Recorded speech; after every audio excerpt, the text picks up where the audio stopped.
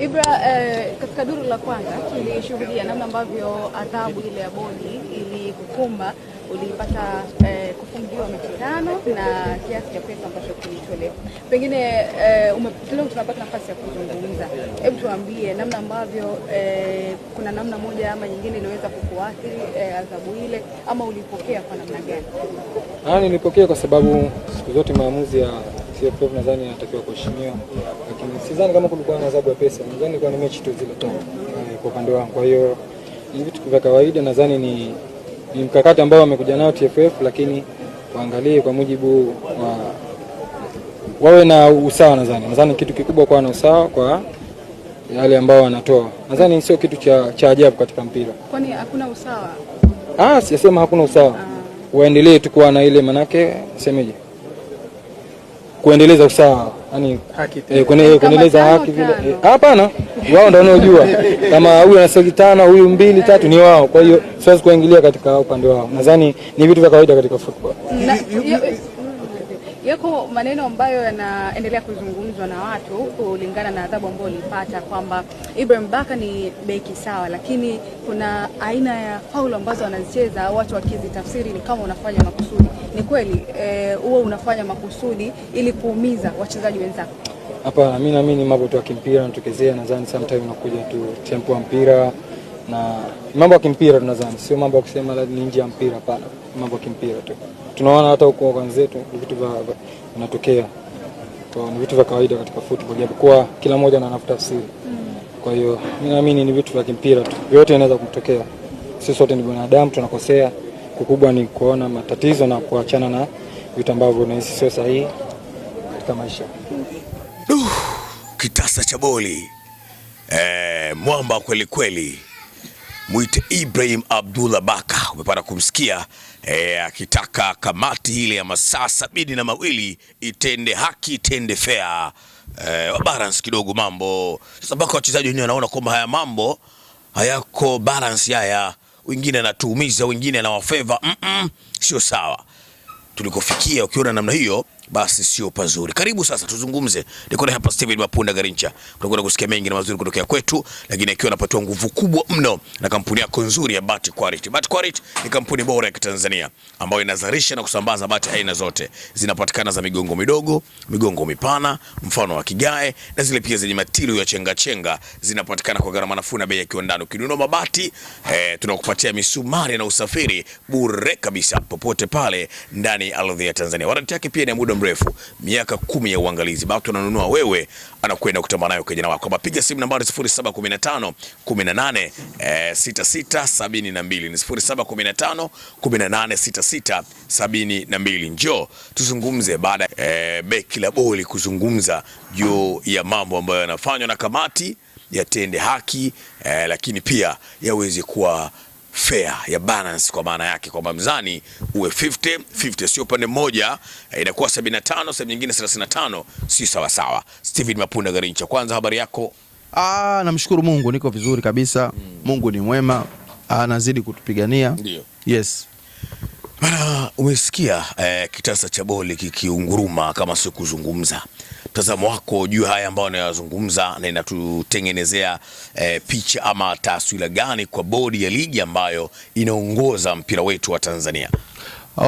Ukiangalia mpaka inafikia hatua mtu ambaye anasimamiwa na sheria anatoka mbele na kuanza kusema kitu kama hicho, inamaanisha kwamba kuna sehemu ambayo watu wamekuwa wakiumizwa katika mioyo yao kabisa.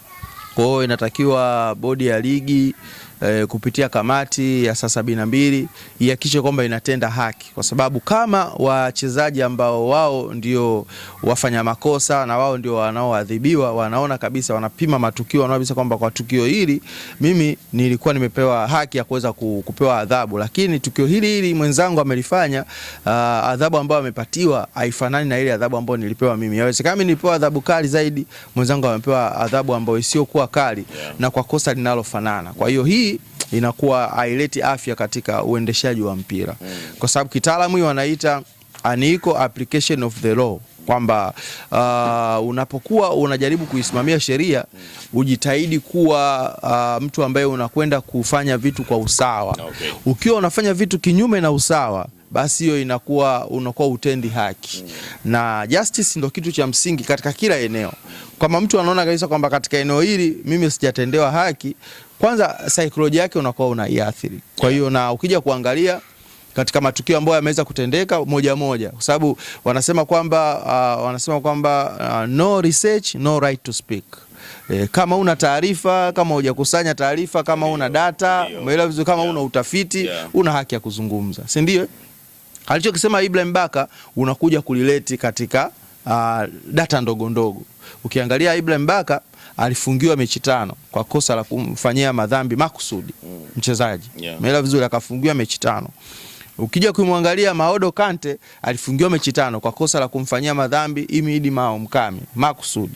Ukija kumwangalia Jonathan Soa kadhalika pia. Kante alimfanyia Faisal Salum, Jonathan Soa alimfanyia Imidi Mao Mkami. Wakafungiwa mechi 5. Umeelewa vizuri hapo? Lakini pia ukija kumwangalia Suleiman Mwalimu alifanya madhambi pia, akafungiwa mechi 3. Sume nielewa vizuri. Mwamuzi ambaye alikuwa amechezesha mechi dhidi ya Namungo na Young African alinyima Namungo penalti. Umeelewa vizuri? Baada ya kunyima penalti alishushwa daraja. Kwa nini? Umeelewa vizuri hapo? Kabisa. Kama chuki za wazi. Yes, alishushwa kabisa daraja. Alishushwa daraja. Umeelewa vizuri hapo?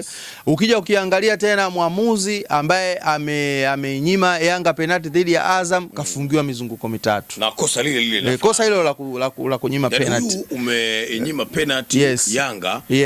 Yanga. Wewe utakosa tu mizunguko 3. Yani wakicheza mara ya kwanza mzunguko wa kwanza, wa pili, wa nne unarudi. Kabisa. Wewe umenyima Namungo. Yani wewe umenyima Namungo. Namungo umenyima mbele ya Yanga. Yanga ambao tutakiwe bingwa. Of course. Kwa hiyo ukianza kulinganisha au matukio unaona kabisa kwamba kuna unequal application of the law. Umeelewa vizuri? Ukija ukiangalia tena tukio lingine, referee ambaye ameinyima Yanga offside akasema kwamba hii ni offside, ambapo Mwanengo alienda alifunga move aliyofanya pa Kompiedo, akatoa pasi kwa Mwanengo akafunga dhidi ya Mtibwa ile. Mwamuzi wa pembeni akasema kwamba hii ni offside, wakanyimwa goli ya Young African. Umeelewa vizuri? Ile mwamuzi akafungiwa mizunguko 3. Mwamuzi ambaye hakutoa red card kwa Djigui Diarra ameshushwa daraja. Sio, umeelewa vizuri hapo? Kwa hiyo ukija ukiangalia matukio haya, wachezaji wenyewe wakikaa kiangalia wanaona kabisa kwamba kuna usawa ambao hautendi haki. Hakuna usawa. Kwa hiyo wajitahidi kufanya kwa usawa. Kwa hiyo hizi ni hisia ambazo wanajaribu kuzitoa, na wachezaji ni binadamu. Umeelewa vizuri? Lakini pia na sisi wachambuzi tunaona na mpira ni mchezo wa wazi, uchezi chumbani, uchezi kwa kubashiri. Utabashiri tu katika makampuni mengine, lakini when it comes to see football utaangalia katika eneo la uwazi. Umeelewa vizuri? Kwamba yule alipiga pasi, huyu akaingia na kichwa, goli likaingia, watu wakarudi kati. Dakika 70 1-0. Umeelewa vizuri? Ni mpira, mchezo wa nini? Wa wazi. Alifanya kosa akaadhibiwa. Umeelewa vizuri? Kwa hiyo ni kitu ambacho wala hakihitaji kuweza kupiga ramli kuweza kuelewa. Kwa hiyo wachezaji na wenyewe pia wanahisia, wachezaji pia na wenyewe pia ni wanadamu, wana maji, wana tempa. Umeelewa vizuri? Kuna wakati mwingine wanakuwa na tempa. Mfano ukimsikiliza vizuri hapo anakuambia kwamba yeye pia huwa hawafanyi makusudi wachezaji wenzake. Hawafanyi makusudi. Huwa inatokea. Na hii sio hiyo sio yeye tu. Amefanya Ulaya. Wewe unakumbuka ule mwaka ambayo finali Liverpool dhidi ya Real Madrid UEFA, Mo Salah anaelekea kucheza michuano ya kombe la dunia akiwa anataka iwakilishe nchi ya Misri. Alishindwa kucheza vizuri. Kwa sababu gani? Alipata injury baada ya kuumizwa na Ramos, kama unakumbuka. Alienda alimlalia bega paka bega likapata madhara. Umeelewa vizuri? Kwani Ramos alifanya makusudi? Umeelewa vizuri hapo? Na kupewa red card. Si unanielewa vizuri hapo? Kwa hiyo kwenye mpira kuna vitu huwa vinatokea vya ajali za kibinadamu, mambo ya kawaida huwa yanatokea, mtu afanye makusudi, lakini kupima makusudi au sio makusudi, hiyo sio sheria. Kuangalia tu kwamba bwana wewe lengo lako lilikuwa kugusa mpira, hujagusa mpira, umegusa mwili, unatakiwa uadhibiwe. utaadhibiwa. Umeelewa vizuri? Yaani ukienda mahakamani uwezi kusema kwamba bahati mbaya bwana mbona nimeua bahati mbaya. Hata kuua kwa bahati mbaya pia kuna adhabu zake. Kabisa. Kuua kwa kutokusudia pia lenyewe kuna adhabu yake. Kuna adhabu yake. Umeelewa vizuri? Yes. Kwa hiyo lazima tuweze kuona utaratibu ukiwa unafuata mkondo wake. Kinyume na hapo wachezaji watazidi kulalamika. Kwa hata ambacho anakiongea Ibrahim Baka, mimi nikiwa kama binadamu wa kawaida naelewa vile ambavyo yeye ana feel, kwa sababu yeye pia ni mchezaji, anahitaji aweze kupata time kubwa ya kucheza ili aweze kuikuza karia yake, ili aweze kujitangaza, ili aweze kutengeneza fitness. Sasa unavomnyima kucheza mechi 5 alafu mwenzake anafanya kosa hilo ananyima kucheza mechi 3, unfair. Na ndio maana ameweza kuzungumza Ibrahim Baka. Kwa hiyo yote katika yote mimi nayachukulia maneno yake kama sehemu ya mtu ambaye anaumizwa na kile ambacho kinaendelea, kulingana na taarifa ambazo tumeweza kuzipandanisha nazo. Tumejaribu kuangalia, kwa sababu angeongea from nowhere tungesema kwamba hii mbona anaongea haina ushahidi. Lakini tumeweza kupata ushahidi kwamba huyu alitenda hivi ikawa hivi, huyu alitenda hivi ikawa hivi, huyu alitenda hivi ikawa hivi. Kwa hiyo ukipata ulinganifu huo unapata haki ya kuweza kusema kwamba hapa usawa hauko sawa sawa. Bana, hivyo ndivyo ambavyo Steven Mapunda Garincha anaendelea kutupatia zile small details. Tulifanya mahojiano na Ibrahim Abdullah Baka kitasa cha boli. Ulipata kumsikia hapo mwanzoni kabisa akizungumza kabla ya sisi kuzungumza hapa. Alisema ya kwamba fair ndio kitu ambacho kinatakiwa, kubalance mambo ndio kitu ambacho kinatakiwa. Anazungumza kuhusiana nini ni adhabu ambazo zinatolewa na kamati ya masaa 72 ambayo inatazama mienendo ya ligi yetu ya soka Tanzania bara. Na mengi yanayozungumzwa ni kwamba kuna usawa hivi, hakuna waamuzi wanashindwa kutafsiri labda sheria ya offside, lakini mwingine anafungiwa mazima, mwingine anaambiwa utapumzika mechi 3, lakini mwamuzi huyo anashindwa kutafsiri eneo la kutoa kadi nyekundu, anashushwa daraja. Huyu mwingine anaambiwa pia utapumzika tu mizunguko miwili kisha utarejea. Lakini fair inazungumzwa hapo, kutazama vizuri waamuzi ambao wanachezesha mechi za Yanga wanakutana na adhabu kubwa mno kuliko waamuzi wanachezesha mechi zozote zile. Kwa hiyo hapa unaona kabisa kwamba kuna vitu haviko sawa. Shida ni nini? Mimi sifahamu, lakini mtazamo wako pia na wewe ni muhimu kweli kweli. Jina langu naitwa Nicholas Jordan, kupenda niite Cisco, lakini nguvu kubwa tunapewa na kampuni nzuri kweli kweli ya Bati Quality. Ni kampuni bora ya Kitanzania. Inazalisha na kusambaza bati aina zote.